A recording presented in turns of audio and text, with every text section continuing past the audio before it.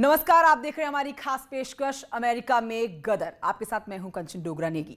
America में गदर, लोकतंत्र बंधक। 6 जनवरी 2021 को अमेरिकी इतिहास में एक और काला अध्याय जुड़ गया। ऐसा पहली बार हुआ है कि एक राष्ट्रपति अपने समर्थकों के दम पर लोकतंत्र के मंदिर को बंधक बनाया हो।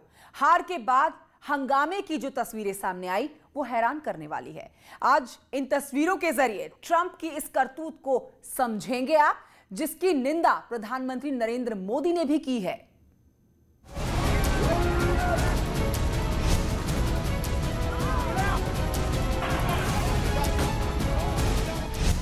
अमेरिका में हंगामा। ट्रंप समर्थकों ने किया उपद्रव।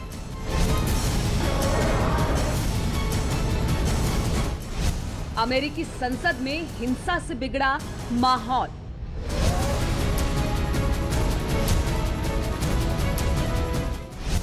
न सिर्फ संसद में तोड़फोड़ हुई बल्कि गोलियां भी चली।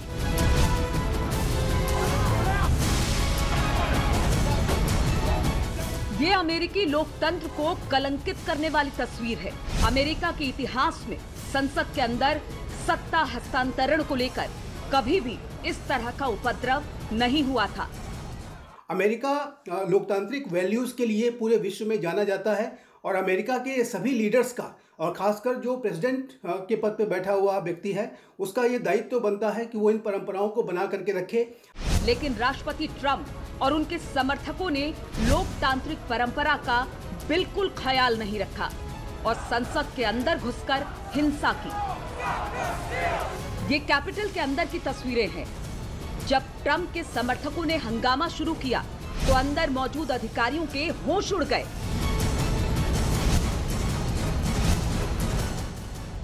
सुरक्षाकर्मी उन्हें सुरक्षित स्थान पर ले जाने लगे, लेकिन ट्रंप के समर्थक नारेबाजी करते हुए अंदर दाखिल हो गए। ये तस्वीरें डराने वाली है। किसी भी संसद में इतनी बड़ी संख्या में उपद्रवी घुस जाए तो क्या हो सकता है, उसकी ये तस्वीर है। जितनी संख्या में अंदर उपद्रवी थे उससे ज्यादा बाहर भी मौजूद थे। जब अमेरिकी कांग्रेस का सत्र चल रहा था तभी ट्रंप समर्थकों की हिंसक भीड़ बैरिकेड तोड़कर घुस गई। सुरक्षाकर्मी उन्हें रोक रहे थे, लेकिन वो किसी की सुनने के लिए तैयार नहीं थे। पुलिस बलों से झड़प हुई। कई ट्रंप समर्थक हथियारों से लैस थे। ट्रंप समर्थकों ने खिड़कियां तोड़ दी। इसी दौरान एक महिला को गोली लगी और बाद में उसकी मौत हो गई।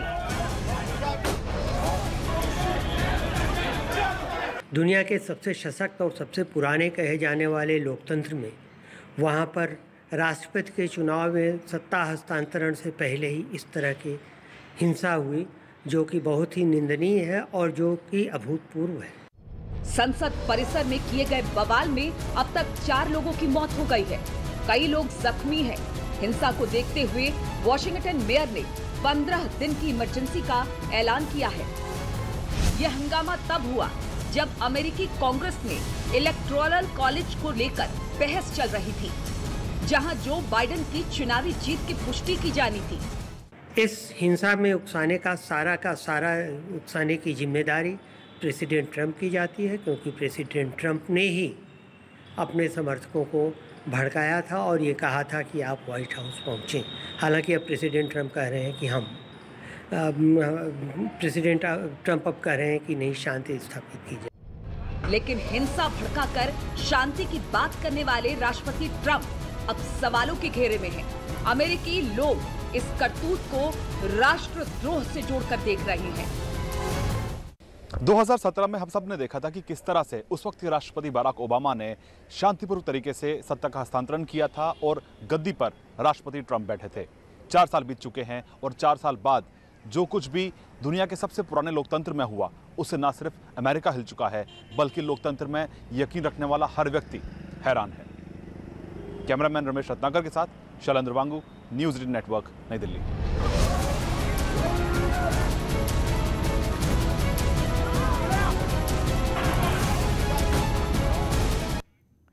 तो तो ऐसे में बड़ा सवाल ये कि क्या ये सब अचानक हो गया या ट्रंप ने इसकी पूरी प्लानिंग कर ली थी और अब अपनी रणनीति के तहत शांति की बात कर रहे हैं। पीएम मोदी ने भी इस हंगामे पर दुख जताया। दुनिया अमेरिकी राष्ट्रपति डोनाल्ड ट्रंप की आलोचना कर रही है। आखिर डोनाल्ड ट्रंप चाहते क्या थे? लोगों को संसद के पास बुलाने के पीछे उनका मकसद क्या था? क्या वो पब्लिक का इस्तेमाल करके सत्ता में बने रहना चाहते हैं?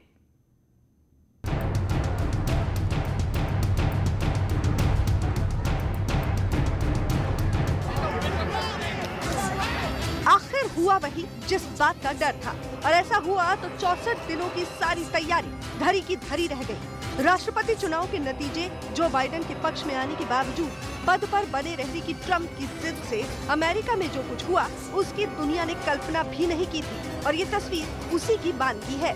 ये तस्वीर अमेरिका के संसद भवन की है और यहाँ जो कुछ हो रहा है उसकी तस्वीरें नहीं होती तो आप यकीन नहीं कर पाते। अमेरिका के लोकतंत्र के इतिहास में वर्तमान में जो हिंसा हुई है वो एक काले अध्याय के रूप में देखी जाएगी। अमेरिका जो कि विश्व का सबसे पुराना लोकतंत्र है, वहाँ पर लोकतंत्र की जड़ें बेहद गहरी हैं। अमेरिका की पूरे विश्व में अपने लोकतांत्रिक मूल्यों को लेकर के तो लोकतांत्रिक परंपराओं को लेकर के प्रतिष्ठा है। उस पर एक धब्बा लगाने का कार्य इस तरह की कृत्यों के द्वारा किया गया है। ध्यान से सुनिए तो अमेरिका के संसद भवन के भीतर आपको गोली चलने की आवाज सुनाई पड़ेगी। इस महिला को हंगामा करने वालों की गोली लगी या पुलिस की, ये तो जांच के बाद ही पता चल पाएगा। लेकिन अस्पताल में इस महिला ने दम तोड़ दिया। दुनिया के सामने अमेरिका को शर्मसार करने वाली तस्वीर यकायक नहीं बनी। असल में इसकी आग को अमेरिकी चुनाव के दौरान और नतीजों के बाद से ही हवा मिल रही थी। तब से लेकर आज तक रिपब्लिकन पार्टी के कार्यकर्ता और ट्रंप समर्थक लगातार प्रदर्शन और हंगामा करते नजर आए। और जाहिर है कि इसके लिए राष्ट्रपति ट्रंप का जो अड़ियल रवैया है वो जिम्मेदार है। अगर राष्ट्रपति ट्रंप वास्तविक रूप से लोकतांत्रिक व्यवस्थाओं का सम्मान करते तो पूरा देश उन्हें एक सम्मानजनक विदाई देता, एक गरिमामयी विदाई देता। और जैसा कि अमेरिका के सत्ता हस्तांतरण के इतिहास में देखा जाता है कि जो भी आउटगोइंग प्रेसिडेंट होता है उसको बड़े ही सम्मान के साथ, बड़े ही गरिमा के साथ विदा किया जाता है। हाथों में ट्रंप के समर्थन वाले बैनर और तख्तियां लेकर बड़ी तादाद में प्रदर्शनकारी संसद के कैंपस में घुस गए और वहां बने कई स्मारकों पर चढ़कर डोनाल्ड ट्रंप के समर्थन में झंडे लहराने लगे। संसद के भीतर बाइडेन की जीत पर मुहर लगाने की तैयारी चल रही थी और संसद घुसने पर आमादा प्रदर्शनकारियों का हंगामा बढ़ता जा रहा था। प्रदर्शनकारियों के संसद के भीतर पहुंचने के बाद कई सांसद काम छोड़कर भागते दिखे, जिसके बाद हरकत में आए सुरक्षा कर्मियों ने सांसदों को सेना के कैंप में पहुंचाया। इसके बाद मिलिट्री की स्पेशल यूनिट ने हंगामा करने वाले प्रदर्शनकारियों को खदेड़ा। अमेरिका को शर्मसार करने वाली इस घटना को जो बाइडेन ने राजविद्रोह करार दिया। Let me be very clear. The scenes of chaos at the Capitol do not reflect a true America, do not represent who we are. What we're seeing are a small number of extremists dedicated to lawlessness. This is not dissent. It's disorder. It's chaos. It borders on sedition. And it must end now. हंगामे की वजह से Joe Biden के राष्ट्रपति चुनने की संवैधानिक प्रक्रिया कुछ देर के लिए रुक गई। संसद में इलेक्टोरल वोटों की गिनने की प्रक्रिया चल रही थी। इस हिंसा के बाद संसद के दोनों ही सदनों को लॉकडाउन कर दिया गया।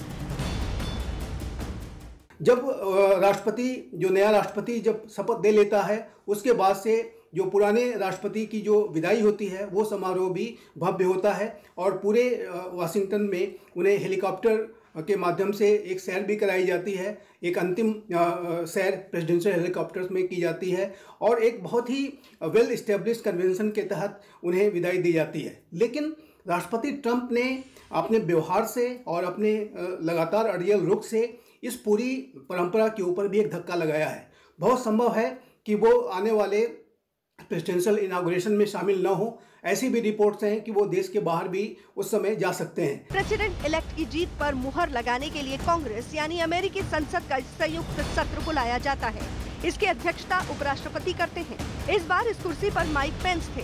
पेंस रिपब्लिकन पार्टी के हैं। ट्रंप के बाद उनका ही नंबर आता है, लेकिन वो भी ट्रंप समर्थकों की हरकत से बेहद खफा दिखे और सुरक्षा बलों के आने के बाद संसद की कार्यवाही दोबारा शुरू हुई तो उन्होंने इसे जाहिर भी कर दिया। And we will always be grateful to the men and women who stayed at their posts to defend this historic place. To those who wreaked havoc in our capital today, you did not win.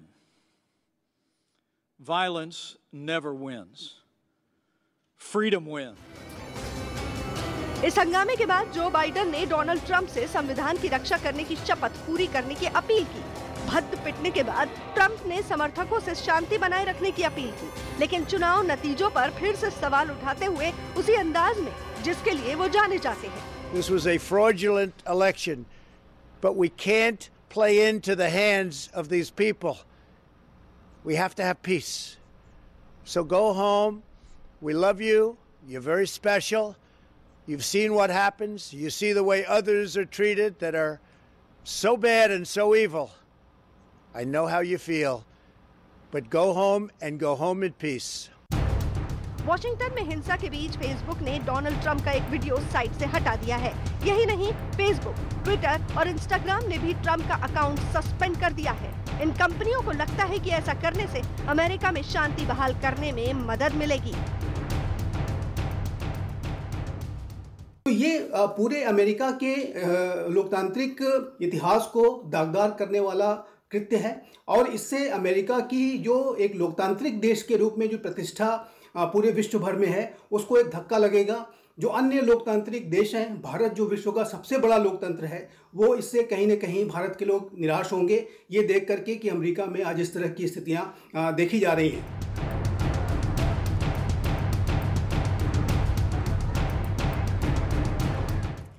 Welcome back. America में जो गदर हुआ है उस पर आप हमारी खास पेशकश देख रहे हैं। आपको बताएं कि इस हंगामे के बाद ट्रंप ने अपनी हार मान ली है और बाइडेन को राष्ट्रपति बनाने के लिए अंतिम मोहर लगा दी है। लेकिन हार मानने से पहले ट्रंप ने कई चालें चली, सत्ता में बने रहने के लिए पैंतरेबाजी की, लेकिन एक भी पैंतरा काम नहीं आया।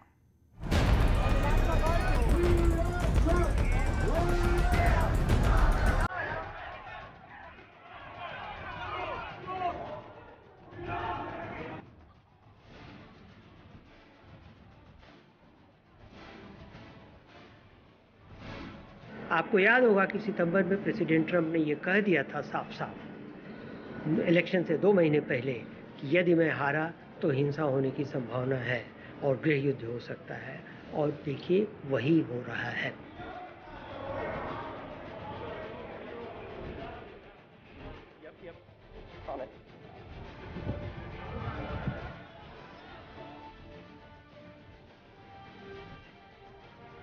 यानी ट्रंप ने पहले से प्लानिंग की थी और जब सत्ता हस्तांतरण की बात आई तो हिंसा भड़का दी, और ये काम चुनाव हारने के बाद से कर रहे थे।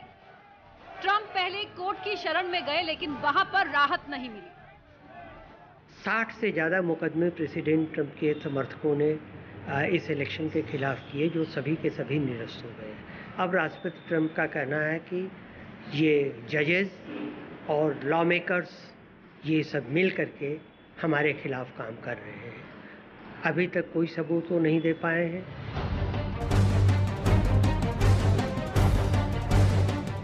कोर्ट से जब बात नहीं बनी तो हाउस के अंदर साजिश रचने लगे। ट्रंप चाहते थे कि हाउस के अंदर वही किया जाए जो वो कहे, यानी किसी तरह से बाइडेन को पराजित करना चाहते थे। एक विकल्प था कोर्ट का, वो खत्म हो गया। दूसरे विकल्प के रूप में उन्होंने बड़ी कोशिश की कि माइक पेंस जो उपराष्ट्रपति हैं वो आज जब सीनेट बैठी इलेक्शन के रिज़ल्ट को अप्रूव करने के लिए, उस वक्त उनकी कोशिश ये थी कि माइक पेंस इसको नकार दें, इस रिज़ल्ट को नकार दें, निरस्त कर दें, क्योंकि उन्हीं के पास अधिकार है। लेकिन माइक पेंस ने भी थोड़ी सी समझदारी दिखाते हुए ये करने से इनकार कर दिया। माइक पेंस अपनी ही पार्टी के लीडर और राष्ट्रपति ट्रंप के दबाव में नहीं आए, उन्होंने बाइडेन के पक्ष में अपना फैसला दिया। यही नहीं, ट्रंप की पार्टी के कई और सदस्य संविधान के साथ खड़े नजर आए। ध्यान रखने की बात है कि ट्रंप की रिपब्लिकन पार्टी की मेजॉरिटी सीनेट में ज़्यादा है, लेकिन इसके बावजूद सीनेट ने इन इलेक्शन रिजल्ट्स को अप्रूव कर दिया, मान्यता दे दी। और इसके साथ ही ट्रंप ने भी हार मान ली और बाइडेन को राष्ट्रपति बनाने के लिए मंजूरी दे दी। लेकिन सवाल ये है कि आखिर ये सब हुआ क्यों, और क्यों ट्रंप सत्ता पाने के लिए जनता को भड़का रहे थे?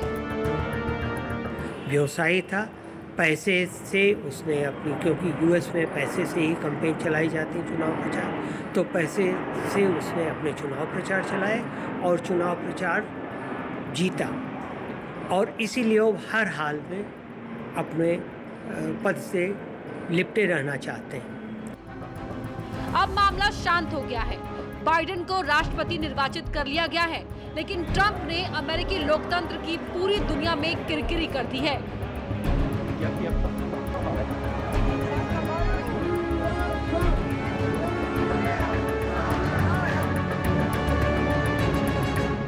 ये पहली बार नहीं है जब अमेरिका की राजधानी वॉशिंगटन और कैपिटल हिल ऐसे हमले का शिकार हुआ हो। इस तरह के हमले और हिंसक कार्रवाई पहले भी हो चुकी है। 1812 के युद्ध के समय ब्रिटेन की सेना ने वॉशिंगटन में हमला कर दिया था। 24 अगस्त 1814 को ब्रिटिश सेनाओं ने कैपिटल हिल इमारत को आग के हवाले कर दिया था। किस्मत अच्छी थी कि बारिश होने से ये सारी आग बुझ गई। 1902 में भी इसी तरह की हिंसा कैपिटल हिल इमारत में हुई थी। करीब 10 बार इस तरह के हमले हुए और हर बार अमेरिका नई ताकत के साथ उभरा है और अपने लोकतंत्र को संभाला है। उम्मीद है कि इस बार भी सब कुछ ठीक होगा। न्यूज़ 18 के लिए शैलेंद्र बांगू की रिपोर्ट।